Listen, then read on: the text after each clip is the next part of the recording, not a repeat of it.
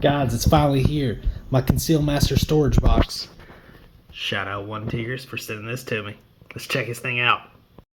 Alright guys, I got it out of the packaging, which was a hassle with one hand, so I went ahead and separated everything, that way we could check it all out. Alright, this is the actual drawer itself. It slides inside of here using these rails. That way it lines up. Then you have your felt padding. This is perfect for pins, or it could be used as the background on any photos you want to add, which is what I'm going to be doing. And then you have your glass cover that'll slide over the top to protect the photo. You can see how those go in because there's a little slot. That's where the glass part goes. The felt will go between it with your photo to keep everything smooth. Alright, let's get this thing assembled and let's see how it looks. Alright guys, so to install this one, we started with basically, we was following the instructions. We need to set this anchor into the wall, which is what the little yellow thing in my hand is. So, first thing you need to do, find exactly where to put it. In this particular case, they actually provide you with a piece of paper.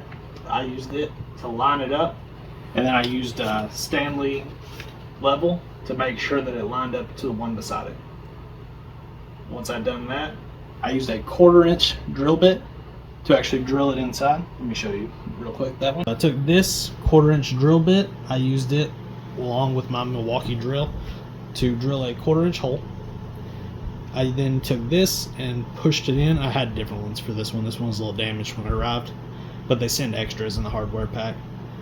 I pushed it in, and then I swapped out the bit to an actual screw that fits the screw, and I sent the screw into this, and that is how I anchored it into the wall. Once they were both screwed in, I made sure these holes, the screws, lined up with this. I took the first one, made sure it lined up, took exact measurements. They give you the paper, but I double checked with my measuring tape to make sure these line up. And then all you simply do is hang it onto the wall like this.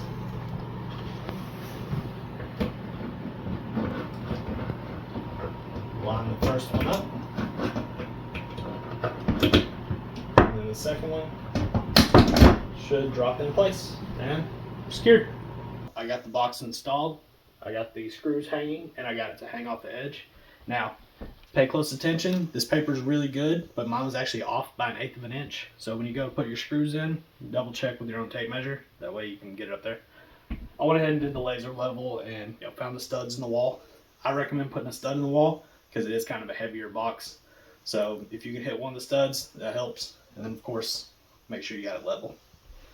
Yeah, but so far it looks good. It's got a good stash spot for everything that I need. Yep, holds some extra cash pretty well. Always keep my gun inside my jacket, but for the one I keep at the house, sits perfectly. It's got the nice little felt lining, sits in there just right. Then of course, you can always stash your extra mags. You can either leave them here or up here, however you prefer.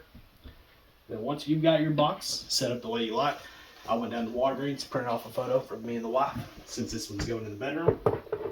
Just line it up and slide right on. If you actually line it up right. There we go. Boom. We have a shadow box, looks like a picture of our family. Nobody knows that if you just pop this off, it's got a gun, it's got a couple $100 in it, it's got extra ammo, it's got magazines, everything you need. I'ma get busy with it right now. I'ma get busy with it right now. I'ma get busy with it right now. I'ma get busy